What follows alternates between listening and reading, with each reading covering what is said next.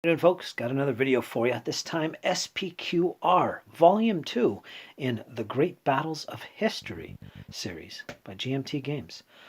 This, of course, is a design by the late Richard Berg and Mark Herman, as well as graphic design by Roger McGowan. He does most of the quality work you see GMT. Fantastic stuff. So yes, this is Volume 2. Now, I got this earlier this year, right off the P500. And I realized I didn't actually do a video on this, no unboxing or discussion or anything. I did do a playthrough of a practice battle I did. I think it was 4 parts or so, and I did that. But I never actually showed the box what it is or talked about the system or anything, so I'm going to try and cover that now. Now, for those not in the know, this is a series by GMT called The Great Battles of History, and I believe it goes up to Volume 15. Currently, which I think is Hoplite. I'm not sure about that. I'll have to double check. On the back, it does actually, right here along the side, it does actually talk about the various volumes. And Volume 2, of course, you can see is right there. It's SPQR. Volume 1 is the Battles of Alexander. I had a lot of these back in the late 90s. I had War Galley, I had Conquest of Gaul, Julius Caesar, Cataphract. I had a bunch of these, as well as some of the expansions that accompany some of the volumes. And I ended up selling them all off.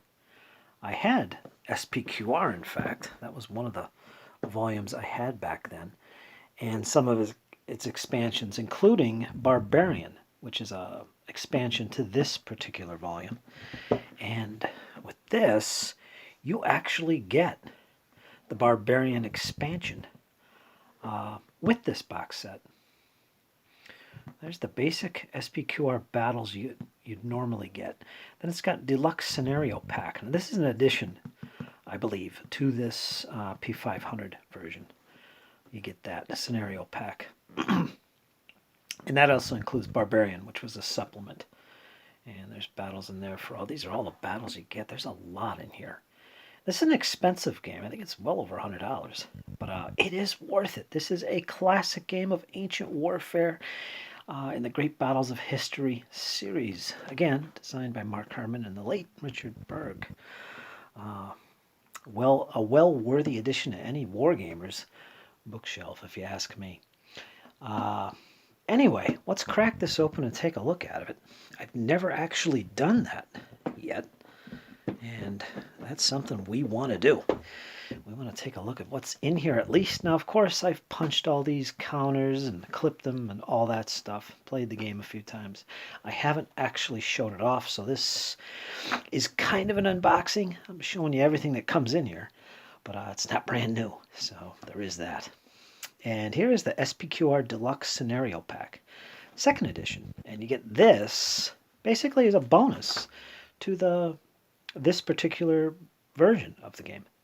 So you get all these additional battles, as you can see. And there's a lot of them. I'll give you a rundown of them. So yeah, this is a big book. This is like 48 pages in length. And these are your scenario books. And of course you get these awesome maps like this. Look at that. That is beautiful. And the deployments and so on and so forth. I will say one thing about SPQR and the entire Great Battles of History series, really. But one of the things I always loved about SPQR is it really goes into Roman warfare. I'm a big fan of representing, accurately as possible, deployments and tactics of the Roman army. And as you can see, it does a really good job at it. I mean, here you've got your 3 lines that you'd expect from the Romans.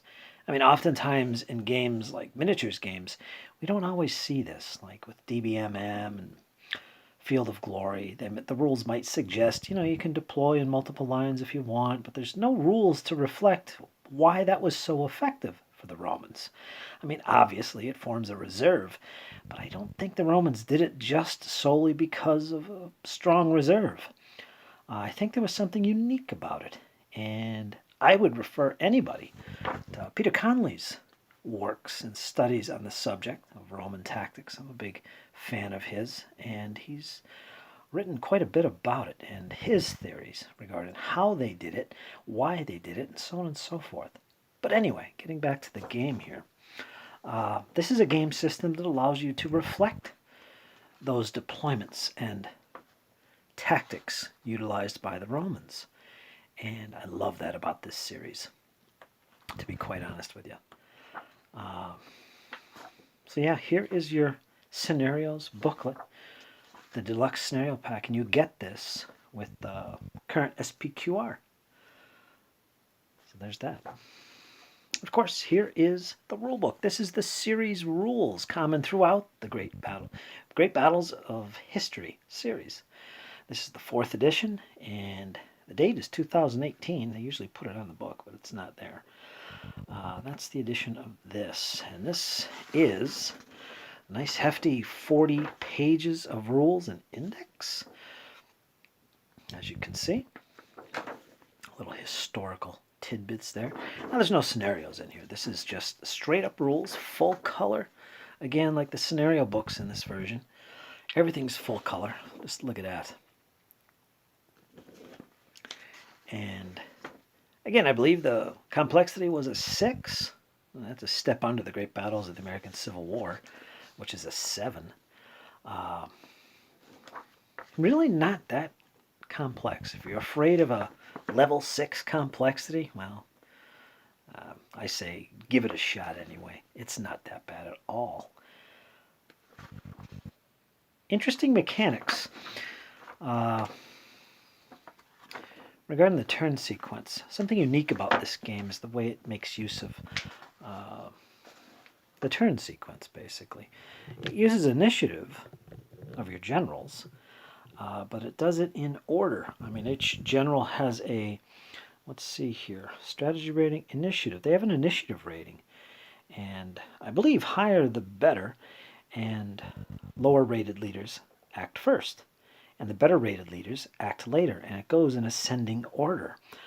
Each leader, starting with the lowest value, goes first. He goes through his activation. He activates units, some of which is dice rolled, and he does things with his forces, and he can try and repeat that a second time, which is called momentum. However, if he's successful at it, he can be trumped by an opposing leader. Literally, that leader can jump in, interfere, cause him to be finished, and then he can do something. So it's kind of cool the way this works. Not the initiative, but the turn sequence is very enjoyable. And even when you're playing solo, it's enjoyable. But there's risks everywhere, so you got to be careful. Trump, the mechanic by which an enemy leader can stop a friendly leader from undergoing an orders phase and transfer that phase to that enemy leader. It can also be used by a friendly leader to go before another, but lower rated friendly leader. So yeah, that's interesting. Different troop types. You got the phalanx, heavy infantry, legion infantry, medium infantry, light infantry, archers, slingers, light cav, lancers, heavy cav, Roman cavalry. You got the principae, the triarii, stati, velites, all represented, which is nice. I like that. All kinds of cool stats for your leaders. Elephants, scorpions, Scorpios, leader capabilities. It's got special rules to represent the Romans with their proconsuls, tribunes, prefects, and of course Carthaginians command. Some of the unique features of their command system. How to activate leaders. The thing about the Romans, they usually get a lot of leaders in the form of tribunes and prefects and stuff to command their army, but they're usually crappy in quality. But they make up for it with the better generals, I believe, and that's fun. Other armies typically don't have as many commanders on the field, but they may or may not be ranked better. And there's all kinds of rules that allows you to activate specific lines or specific groupings of units at once. Kind of like in DBMM, if you're familiar with those miniatures rules where you do a group action and you move a bunch of elements together as one. That would be a group move. This is similar. I mean, you can activate whole units if they're in lines, etc., all at once, and take action with them all at once. And of course, leaders are limited to how many times they can do that, but it's a useful tactic in this game. Movement, pretty standard and straightforward. Every hex counts so many movement points, so on and so forth. Facing is important in this game. Each unit or each counter has to be faced along one of these hex spines, and that determines its flanks and its rear and its fronts and so on and so forth. It also takes into account large units like this, which basically are these rectangle counters, and they're literally, that's one big unit, Macedonian phalanx in this case, and it shows you how it pivots or wheels in formation, so on and so forth. So the rules really take into account a lot of historical elements that you would imagine would be in a battle. And I enjoy that about these rules. Here you can see my example right there is talking about. And I highly recommend this system. If you're a miniatures wargamer and you like ancients, this is a nice complement to your hobby. It does give you access to a lot of scenarios and ideas for scenarios for your tabletop miniatures gaming. That's useful for that. And also the history behind the battles is nice to have as well. If you're not a miniatures gamer, but you wanted to really get into Ancients combat, this system plays a lot like a miniatures game. It has that detail, it has that flavor, and in fact, I would say it probably has a little bit more detail in it, if you really crave that sort of thing. Like me, I do enjoy my details. But yeah, I highly recommend this system.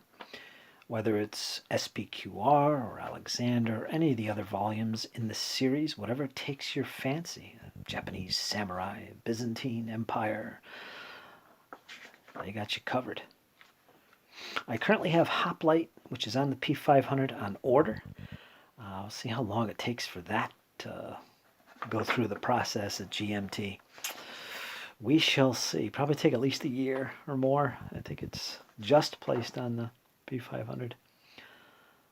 So yeah. I like the way light cavalry and infantry works in this game.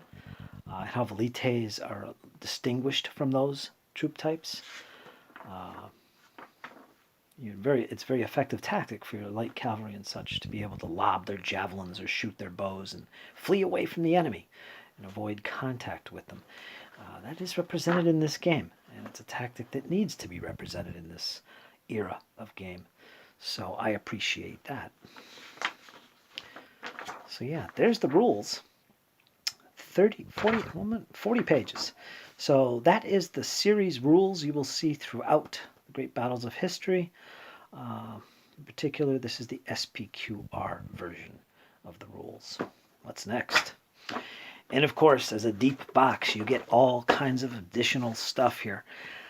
This is the game turn track along with a sequence of play, which is very useful. Comes in handy. Nothing on the back. I think you get 2 of those. Let's see what this is. And of course, this is your play sheets. Player aid card 1 and player aid card 2. And there's 4 pages to these. And let's see. Movement cost chart gives you an idea. You pay movement points, and each unit has so many movement points. Reverse face, and so on and so forth. It's all catered to. The die roll of doom is fun. Rally table. Elephant rampage. Fun.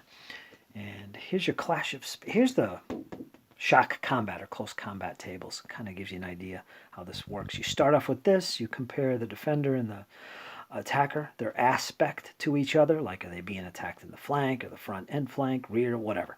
You look that up, you come up with a value. You go to this table next, which is the shock superiority. You compare their equipment, tactics and such, and you will come up with which side is superior, if either is superior. And finally, you come down to the shock table results. You roll your dice, apply a handful of modifiers that might apply or not.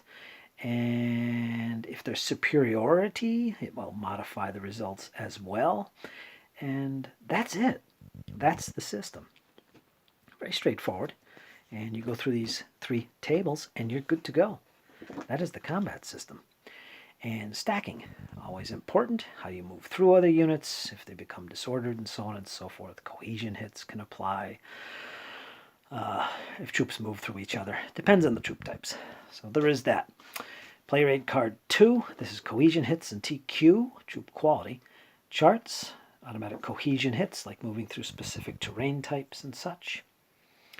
Can cause you to take hits to your cohesion, which is very important. Your cohesion hits is everything in this game, as opposed to just your strength value of your units. Summary of orders and line commands that you can issue. The command summary chart, what they can do. There's an overall commander, there's subordinate commanders, and they can do so many things during a turn. This describes that for you. Missile range and results chart. For instance, if we take a look at Javelin armed infantry, they have a range of 1 hex, and that's their value they need to score to get a hit. And there's modifiers to this. Shooting is probably the easiest thing to do, because that's literally pretty much all it is.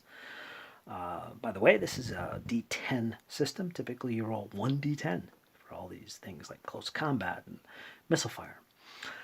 Roman camp terrain effects, very specific to particular scenarios when a camp is involved. And leadership checks, may check if, blah, blah, blah, and here's the results. And leadership casualties, your generals can be slain in battle. Yes, they can. So there is that. Let's see what else we got here. All right, then we're going into maps. I'll save that. Now this is the base SPQR scenario book. You get this for sure,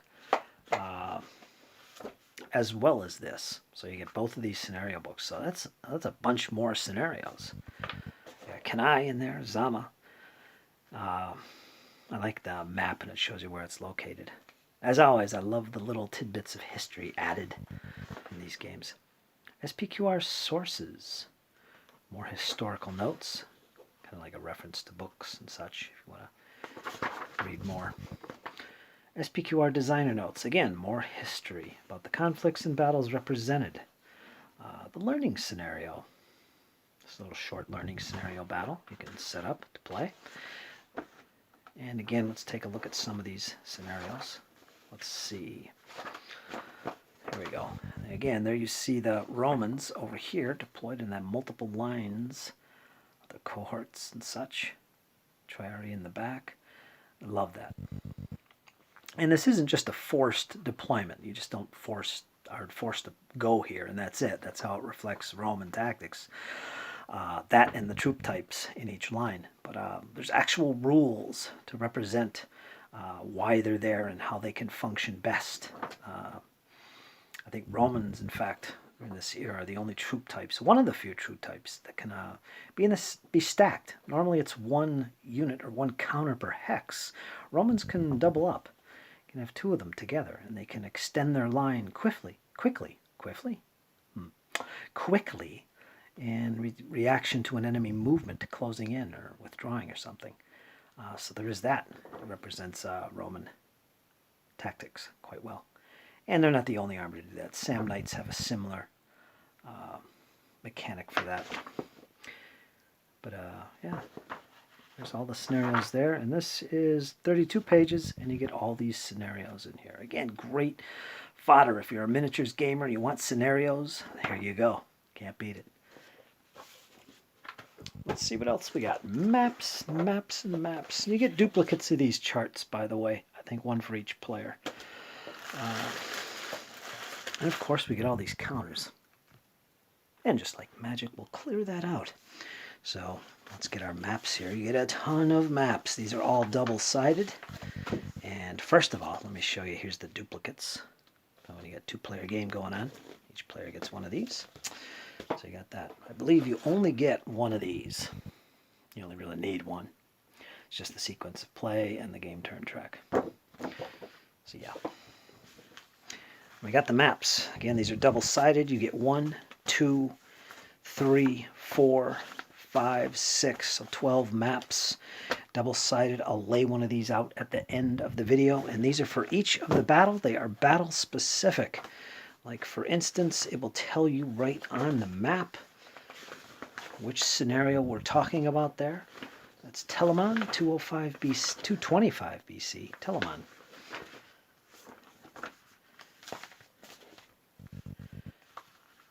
We got Beneventum. This is the one with the big camp. I won't open it all the way, but it shows you Roman deployment within their camp, and so on and so forth. Sturdy paper, as usual. So you get a bunch of these maps to go. And what else are we looking at? The counters. I'll pull up some of these. I punched these, so give you an idea.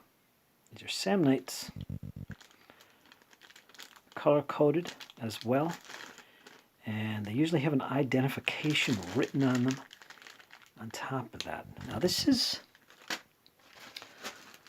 well, I don't know. I'll take that back. I was going to say it's a informational counter-heavy game. It could be, but not always. These are your cohesion hit markers. Whenever units take hits to their cohesion, they accumulate these. You swap them out. If it's at 4, you swap it out for a 5 if it takes 1 hit, and so on. Again, TQ, troop quality, or your cohesion, I should say. Your cohesion value is the most important value you will utilize in this game.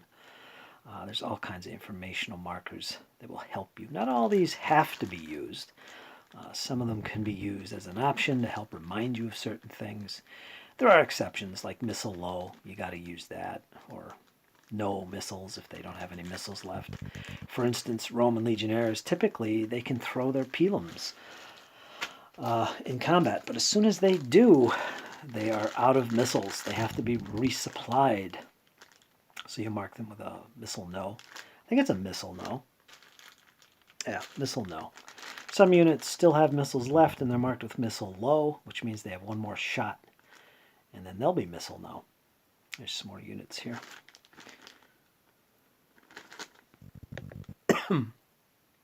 There you go. Don't know how blurry that was before. These are all the counters you get with this particular version of the game. Again, the version currently released from SPQR. There's some of those big phalanx units.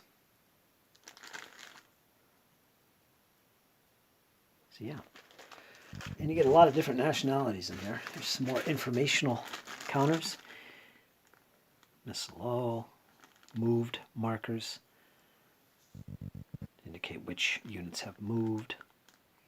Engaged, it's a continuing melee, continuing shock combat. In other words, it hasn't been resolved yet. It's still going on, so it continues on to the next activation.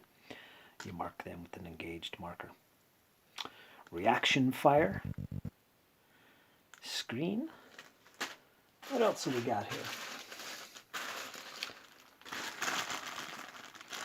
There's some Romans. There's lots of different Romans. I think there's like 12 legions represented in the game, and they're all color-coded. You get a lot of them, as you can see. Anyway, I'll show you some of the Roman commanders that are in here. Let me make sure that's focused. F indicates they are finished. When a commander is done activating, he is flipped to his reverse side, where it says F. And I believe that's correct, because I know there is replacement commanders as well. I believe that's a separate counter. When a general gets killed, he can be replaced, I believe, unless I'm thinking of great battles of the American Civil War. I'm pretty sure you can replace them in here. So yeah, so that's the counters, and you get quite a few. In fact, let's take a look at the back here once again and see what we're looking at in terms of 5 full-color counter sheets. The counters I showed you, 5 double-sided maps, a rule booklet, and over here you got to remember, newly added to this particular version is this, all the barbarian stuff, which is barbarian counter sheet, barbarian double-sided map, and a barbarian scenario booklet. That's why there was 6 maps, and it only says 5 here. It includes this as well. rules booklet, 2 scenario booklets, player aid cards, and 10-sided die. So yeah, in fact, I think I didn't show you that one. There is another book, which is this one, the Barbarians Supplement. So you get 3 scenario books. I forgot to show this one. And these are the additional battles you get with this. And this is one that I'm currently playing. I played L'Atelier. If I pronounced that right, I don't know. But it's Samnites and Romans going at it in 315 BC. I played that. I did make a video, unfortunately. I just did it as a post on Facebook, I believe. Tifernum, 297. I believe that's the battle I'm planning to play next. So yeah, a lot of Samnites and Barbarians, Gaul, basically, involved in this. There is Carthaginians as well. Interesting scenario book. And this is the scenario I'm planning to play next. So, yeah. Scenarios are pretty straightforward. They show you the deployment, what map to use, how to lay it out, how to balance it out for difficulty, and how difficult it is for either side. It's got a line command eligibility. This is an important chart if you want to move whole groups at once. These are the types that can do so. Special rules for the scenario include flanking force in this particular scenario, retreat edge, and victory. How do you win? Battles are fought to a break point for every army. For instance, if we look at this, the Samnite army withdraws when units with route points totaling at least 120 have been eliminated. Roman army withdraws when units with route points totaling at least 150 have been eliminated. So you keep track of this. Each unit is worth so many break points, and so on and so forth. And a little historical stuff, how many actual men were represented there, and so on and so forth. Yeah. In fact, it might be good to point out while we're in this video the scale of this game. I think that's an interesting topic for people interested in this game. Let me see where it is. Scale. Where are we looking for the scale? What does a strength point represent? Game scale. Here we go. Why don't we take a look at this? Because this is actually an interesting part of the game. Each point of size denotes from 100 to 150 infantry, depending on their formation, rank, depth, and usage, or 100 cavalry. So each strength point, and if you look at various units, they have a strength point value. I think it's the first value. I'm not sure. I can't remember which one it was. It's either that, like down here. Well, you can't see that. It's blurred. It's either the 5 or the, 5 or 5. It's one of those values. Sorry, folks, I haven't played in a while. Let's see. Thus, an African phalanx unit represents 1,500 plus men, a Roman Principe unit 300, and a Roman heavy cavalry unit about 300 men as well. Each Roman legion infantry unit is the equivalent of 2 to 3 maniples. Granted, that's an unwieldy number of labor. However, it makes frontages realistic and, more importantly, the game playable. Skirmishers are an exception. Their size reflects not their numerical strength, but their dispersed type of formation. Size, players will soon realize, is the least important thing, or least important rating a unit has. Each hex represents 70 plus paces, yards, pace being 2.5 feet, so you can see. From side to side, each game turn represents about 20 minutes of real time. The counter shape of a unit represents its frontage. A phalanx is in full array had a frontage of approximately 150 yards, thus it occupies 2 hexes. Cavalry unit had a frontage of about 50 plus yards, or 1 hex. So there you go. That is the scales. Kind of important to know. See what we're looking at in terms of the game. This system basically lets you play out full battles at a very low level, very tactical level. So much so that you're representing the throwing of pilums during a battle by the Romans. So, yeah, I like that myself. Well, here's the game scale right here. I could have just read it there. Duh. There's some nice examples of counters found in this particular game. Let's see, size is that number right there, the 3. So it's about 300 men in that hastati unit. You can see the HA tells us that it's a Stati. J means it's javelin armed, the pilum. LG stands for Legion Troop Type, unit type I should say. Movement allowance is 5, you can see there. Their TQ, troop quality, that is the most important value of any counter in the game. Units anyway. So there you go. And in case you want to read this, pause it and have a little read. Highly recommend this game system, this series, Great Battles of History. It covers a multitude of periods. War Galley is one of my favorites. Sadly, I let that one go as well. I'm thinking about buying it again, maybe eBay or something. Fantastic naval battle. Cataphract, looking at the Byzantines now. Devil's Horsemen, the Mongolians. Lesia. Ran, Japanese. This is interesting. And they have coded the battles where they're located. That's nice. In case you want to see that. And there's the Alexander one, Volume 1. Lion of the North. More samurai.